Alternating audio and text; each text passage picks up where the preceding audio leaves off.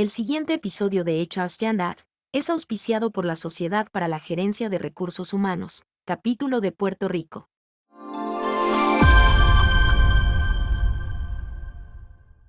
Bienvenidos a HR Standout, un podcast de la Sociedad para la Gerencia de Recursos Humanos, capítulo de Puerto Rico. Soy Ivonne Arroyo y seré su host. HR Standout es un espacio en donde conversamos con líderes de recursos humanos y áreas relacionadas sobre temas relevantes que impactan la profesión. Bienvenidos a un episodio más de HR Standout.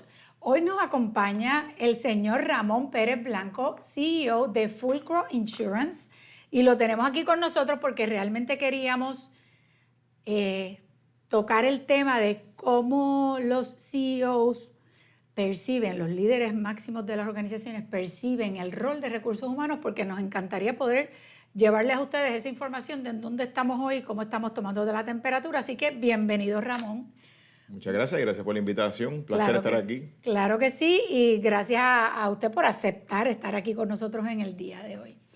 Así que cuéntame, desde tu perspectiva como CEO de Fulcro Insurance, que es una empresa netamente puertorriqueña, ¿cómo tú percibes ese rol de recursos humanos para que sea efectivo en el mundo de hoy del trabajo? Bueno, desde mi perspectiva, yo creo que los grupos de recursos humanos han tenido que transicionar, ¿verdad? de un rol que tal vez antes era más, diría yo, de forma y procesal, ¿no? De temas de time and attendance, de Claro. nómina, de poncha de nómina, de hiring and firing, y han transicionado más a jugar un rol estratégico en la empresa. Por lo menos en una empresa como la nuestra, que el activo principal es la gente, ¿verdad? El grupo, Claro. los profesionales que tenemos trabajando allí, pues el grupo de recursos humanos ha transicionado de ese rol que yo diría que tradicionalmente era más, no quiero usar la palabra fiscalizador, pero tenía un elemento fiscalizador, Claro. a un rol más de desarrollo de talento.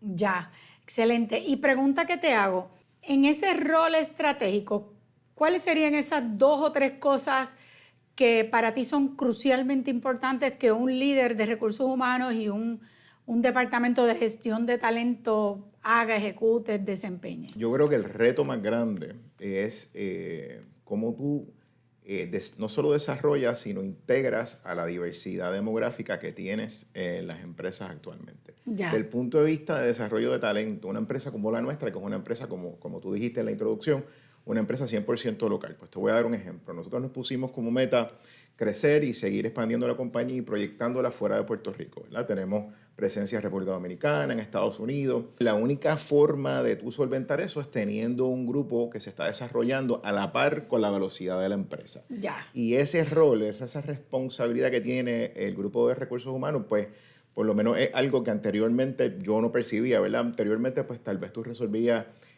con reclutar, y esa parte pues resolviste. Necesito una persona para tal plaza, pues recluto.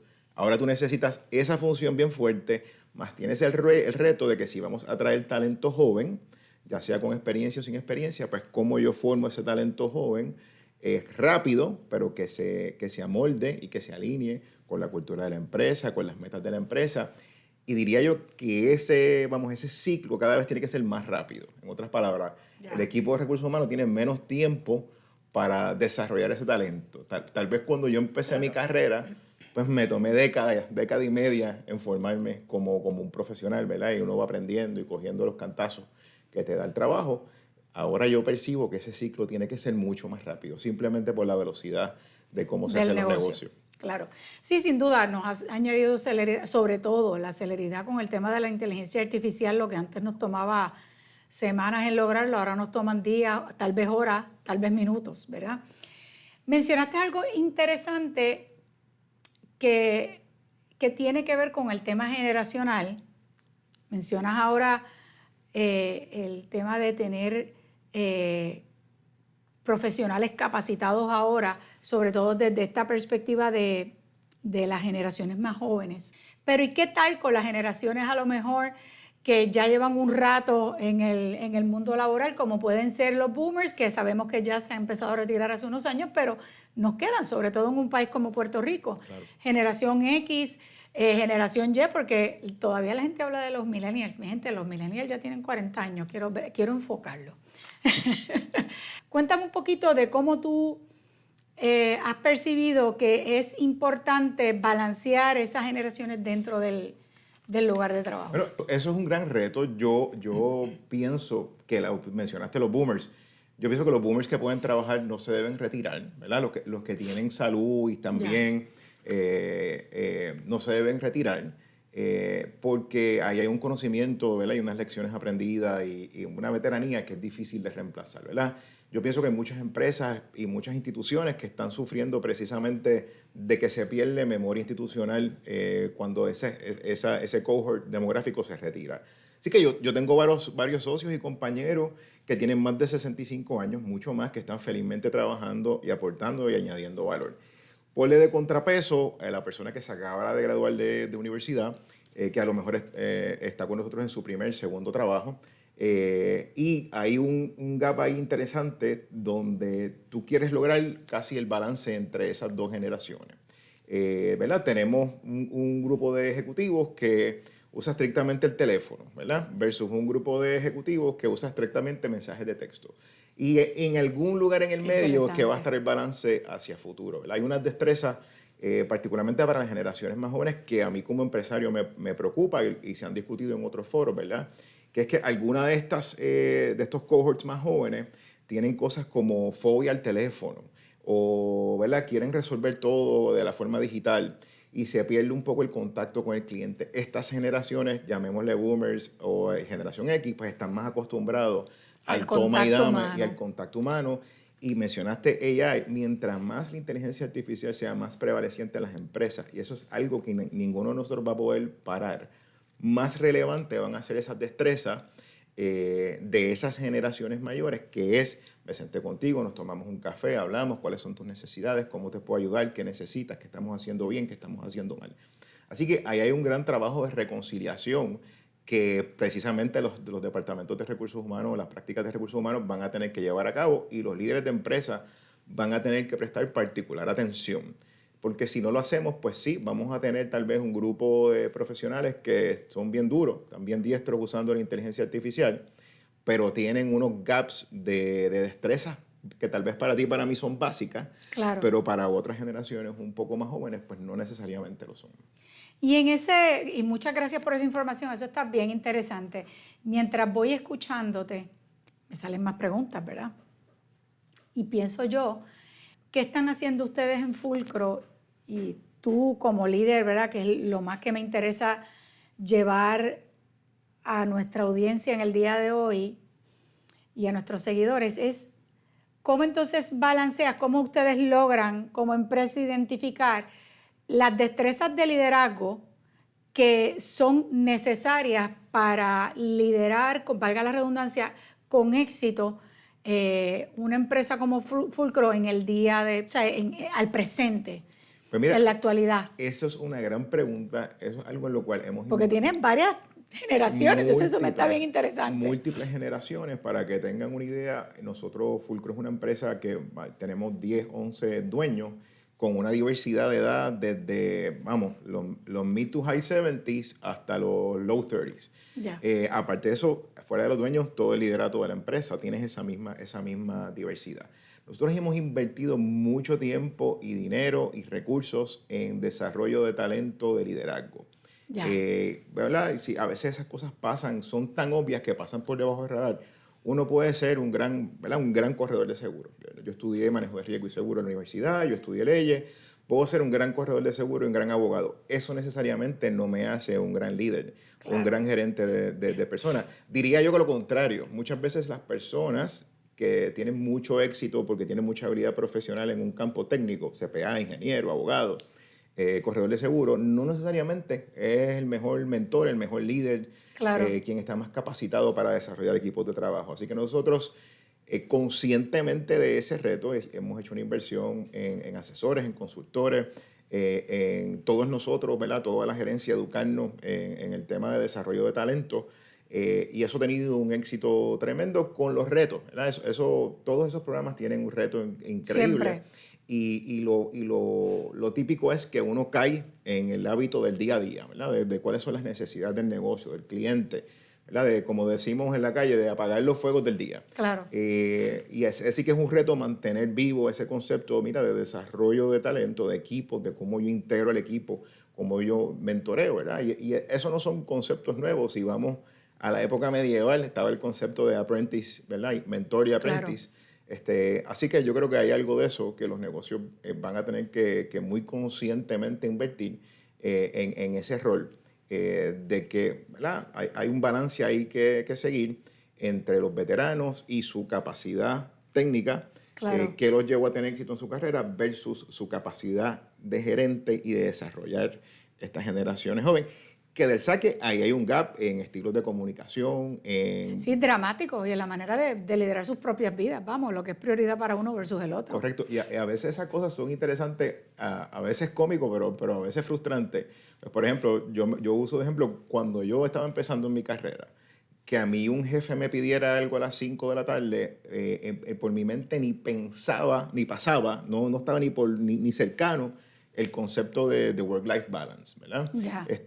Yo venía, pues, era un jefe, era un socio en un bufete de abogados, pues si yo tenía planes para ese día por la tarde, pues tengo que, ¿verdad? Porque mi compromiso o sentido de responsabilidad tal vez iba por encima de este tema. De cualquier compromiso personal. Correcto. Y entonces, pues, hay unas generaciones, diría yo, que la mayoría, tú mencionaste que los millennials ya tienen mid-40s, sí. pues veamos, la mayoría de las personas actualmente en trabajo tienen esa expectativa de tener un balance, ¿verdad? De tener un contrapeso al esfuerzo que yo hago en la oficina. Así que tan básico como el manejo de expectativas del líder de grupo, de decir, mira, si yo sé que mi equipo ya a las 5 de la tarde, si yo les pido van cualquier a recoger, cosa, sí. ¿verdad? Pues eso hay que manejarlo. No estoy abogando de que uno de los dos approaches es mejor que el otro, simplemente reconocer esa realidad y manejarlo. De acuerdo totalmente. Mencionaste algo que quiero retomarlo en esta conversación y fue precisamente cuando hablabas de esas urgencias que de repente nosotros tenemos en el día a día, que pues yo le llamo en mi práctica cotidiana el tema de balancear lo urgente con lo importante, porque no hay duda de que trabajar con el tema del desarrollo del liderazgo, de planificar el negocio, de hacer estrategia, forman parte de lo que es importante, pero no necesariamente urgente. Nosotros, yo cariñosamente le llamo eso el whirlwind o el torbellino, ¿verdad? Y el torbellino es todo aquello que nosotros tenemos que hacer, y lo digo en este lenguaje así un poco reactivo, tenemos que, porque no es un poco que elijo, ¿verdad? Digo, lo elegimos porque lo elegimos desde la perspectiva de que si no lo hago, se muere el negocio. Pero el torbellino no es otra cosa que todas aquellas cosas que yo tengo que hacer solamente para mantener las puertas de mi negocio abiertas, operando y funcionando efectivamente, mientras, por ejemplo, trato de mantener el enfoque en lo que es crucialmente importante, que en este caso podría ser el desarrollo del liderazgo, que es parte de lo que tú estabas hablando. Hablemos, por ejemplo, de cómo, y me pregunto en ese contexto, de verdad, del whirlwind, del torbellino, de todo lo que yo tengo que hacer para yo mantener las puertas de fulcro operacionales y abiertas a mis clientes. ¿Cómo van preparando? ¿Qué rol tiene recursos humanos en esa preparación a futuro, mediano y largo plazo, desde la perspectiva, por ejemplo, de preparar un plan de sucesión que sea efectivo para la empresa? En el caso nuestro, el plan de sucesión, te diría que fue desarrollado e ideado por los fundadores del negocio hace muchísimos años atrás. Qué interesante. Ellos usaban la analogía de que cuando tú empiezas un negocio, pues, piensa que estamos en un tren que está parqueado en la estación del tren. Claro. Pero como tú quieres salirte del negocio, no puedes parar el tren. Así que tienes que idear cómo te vas a bajar del tren sin parar o que el tren baje la velocidad. Yo te lo voy a decir de otra manera. Estoy tan ocupado manejando que no me puedo detener a echar gasolina. No puede. Y lo otro es que el tiempo pasa a las millas, ¿verdad? Claro. Yo, para que tengas una idea, a mí me nombraron presidente en el 2011 y ahora en el verano, en el 2025, nombramos a otro socio presidente. Yo me quedé de CEO. En la mente de muchas personas, yo llevo poco tiempo presidiendo la empresa, pero llevaba ya 15 años presidiendo la empresa. Claro. Y parte del plan de sucesión es uno reconocer que el tiempo va a las millas y que tú tienes que preparar el camino para que esas próximas generaciones o ese grupo que viene alzando, ¿verdad? O creciendo en la empresa, pues tengan esos espacios. Así que para nosotros estaba en nuestro DNA porque los fundadores de Fulcro, que anteriormente se llamaba First Insurance Group, tenían como visión perpetuar la empresa, que no fuera un negocio que a la hora de tú querer retirarte, pues tienes que venderlo o tienes que fusionarte con otros negocios. Así que en el DNA nuestro ha estado ese tema de sucesión y eso se ha traducido a todas las prácticas de la empresa, ¿verdad? Nosotros estamos organizados en distintas prácticas y en todas las prácticas, ya sea formal o informalmente, hay un plan de sucesión establecido y claramente las personas que prestan atención pueden ver, pues mira, aquí está el líder hoy, pero aquí está el otro líder que se viene en desarrollo, aquí está el otro líder que viene después de ese. Así que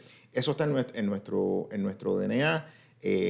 Y no te diría que es estrictamente un rol de recursos humanos. En el caso nuestro, que los dueños operamos la empresa y que estamos todos Están en el día a día, correcto. pues está de la mano de los distintos dueños de la empresa. Y obviamente, pues yo como capitán del barco, pues tengo mucho que ver en esa planificación.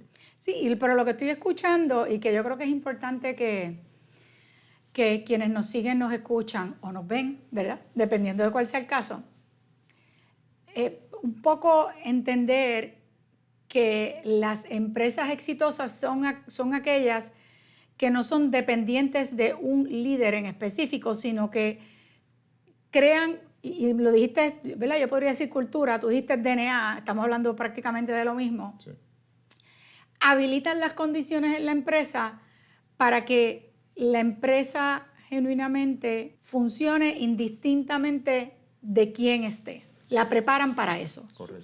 Suena, ¿te hace sentido esto? Sí, 100%. De lo contrario, tú, ¿verdad? O te quedas en lo que se conoce como un lifestyle business, ¿verdad? Que es el negocio que da para que los dueños o el dueño tenga el estilo de vida que quieran.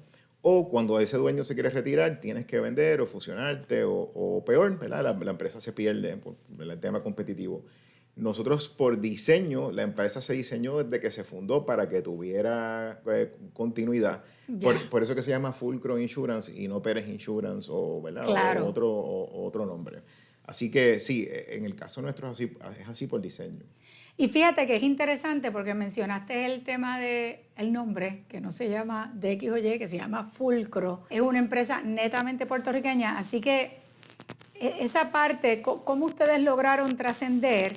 Y sé que me comentabas que ustedes son varios socios, pero un poco tienen características de empresa familiar que logran trascender lo familiar para moverse más a una visión corporativa. ¿Cómo ustedes logran eso? Porque yo creo que hay muchos de nuestros seguidores que trabajan en empresas familiares, que están en el Departamento de Recursos Humanos o Gestión Humana, y que yo creo que es importante que comiencen a tener esa visión de cómo uno lo transiciona para crear precisamente más continuidad a futuro. Sí.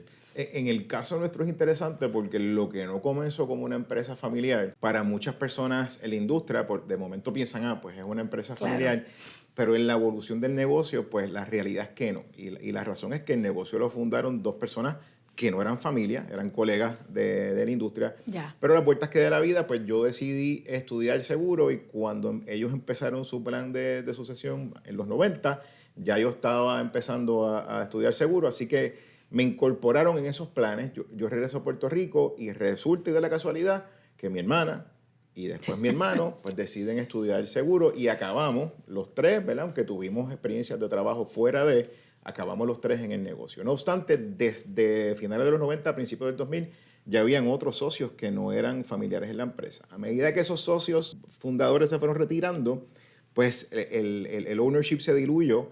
Y aunque sí estoy yo y mis hermanos y tenemos dos parejas más de padre e hijo y otros socios que no son familiares, la empresa no se corre, por esa razón histórica, no se corre como un negocio de familia. A lo que voy con eso es, nosotros tenemos junta de directores, reuniones de accionistas, es una empresa, ¿verdad?, con toda la gobernanza corporativa, se toman decisiones de una forma, ¿verdad?, como si fuéramos una empresa mucho más grande, con los socios en la mesa. Eso le da, ¿verdad?, desde el punto de vista de gobernanza y de proyectar la empresa.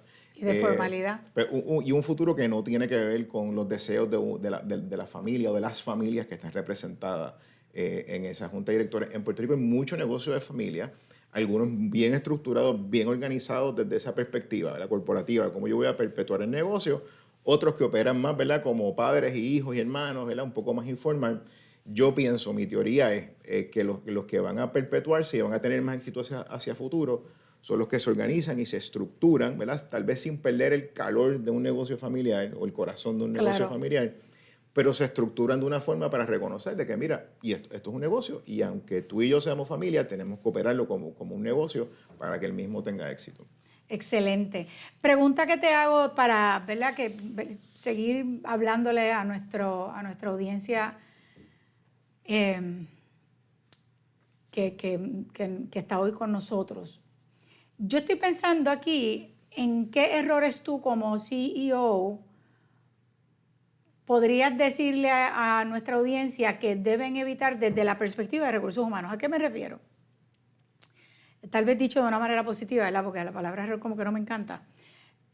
¿Cuál sería tu recomendación para maximizar la gestión humana dentro de la empresa? Tú, desde el negocio, desde fuera del departamento de gestión humana y de recursos humanos, ¿qué recomendación tú le darías no tan solo a la gente de recursos humanos que nos está escuchando, sino a otros líderes de negocios que nos puedan estar escuchando en estos momentos?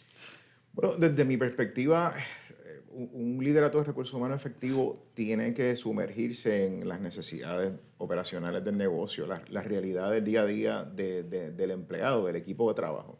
A veces hay una desconexión entre las expectativas del liderato, entre el staff, entre las personas, ¿verdad? Entre el equipo de recursos humanos. Así que ahí hay una realidad operacional, no todas las cosas son blanco y negro. A veces con temas de recursos humanos y temas legales particularmente, a veces queremos crear la ficción de que todo es blanco y negro, de que es un sí o un no, de que se puede o no se puede.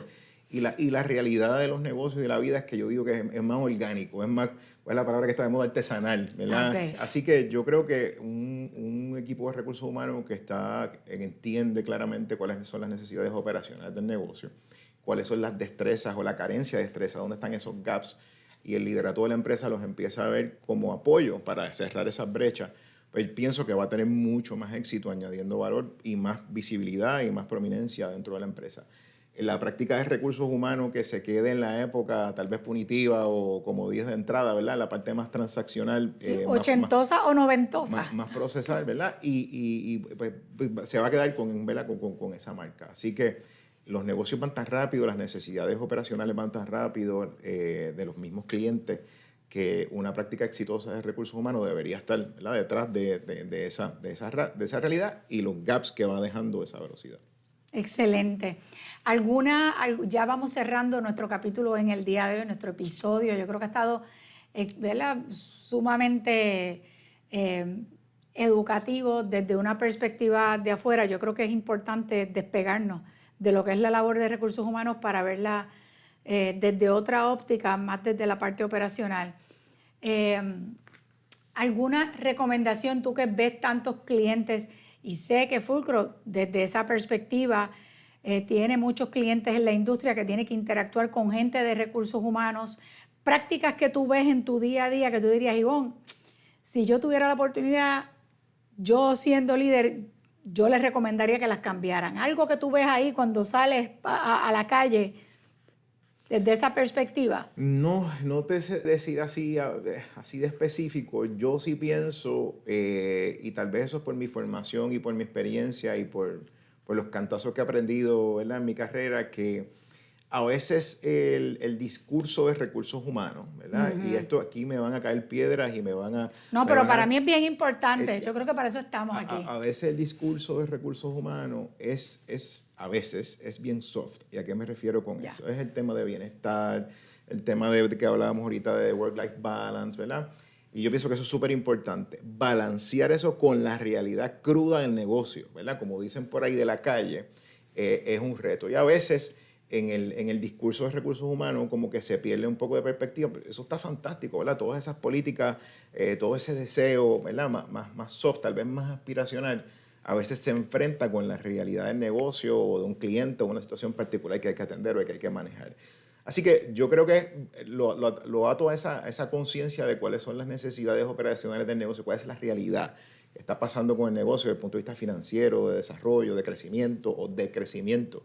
y cómo recursos humanos balancea esa parte humana, ¿verdad? Human Resources, que valga el nombre, con la parte tal vez financiera y operacional de negocio. Y yo pienso que ahí sigue existiendo una desconexión, Ya. que hay grupos de recursos humanos que son bien efectivos cerrando, ¿verdad? Y tal vez hasta hablando el mismo idioma, por ejemplo, Claro. de un CFO o de un COO, versus otros departamentos de recursos humanos que tal vez se quedan más en esa parte, yo le diría soft, y no quiero que me caigan chinches por eso, pero... Es zona de confort. Yo pienso que es un poco zona de confort porque, y tú me corriges, pienso que tal vez salirte del departamento, y cuando digo salirte me refiero a un tema más simbólico, para tú insertarte en el negocio, tomar temperatura de dónde están las cosas, para yo entonces regresar a mi gestión y que lo que haga se atempere completamente a lo que está pasando allá afuera. Yo creo que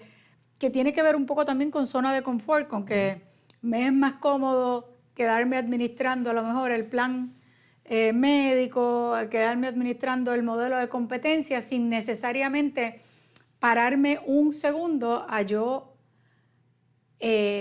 tomar temperatura de lo que necesita el negocio hoy. ¿Es eso a lo que te estás refiriendo? Yo te diría que sí. O sea, recursos humanos debería tener esa silla al lado de, ¿verdad? De operaciones, de finanzas, de CEO, y ser parte de esa proyección.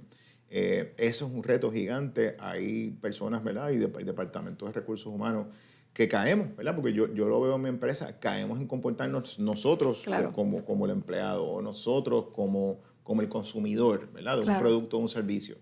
Y ahí hay un reto, hay una desconexión. Yo veo líderes que ustedes conocen, ¿verdad? Que son muy activos, que han sido muy efectivos, ¿verdad? En proyectar la función de recursos humanos dentro de la empresa a un nivel estratégico y de gerenciar hacia futuro. Claro. Así que yo pienso que ahí es que está el futuro, y para las empresas tal vez medianas, pequeñas, locales, tener esa visión de recursos humanos pienso que va a ser un imperativo, va a ser una necesidad de negocio. Excelente que nos hayas dejado con ese mensaje. Ya saben, es un imperativo. Es decir, que se nos va la vida en nosotros hacer ese cambio de mentalidad, ese cambio de paradigma, de mindset, para realmente seguir insertándonos no tan solo en el futuro de los negocios, sino de Puerto Rico en sí. Correcto. Así que muchas gracias, Ramón, Gracias por a habernos ustedes. acompañado en el día de hoy.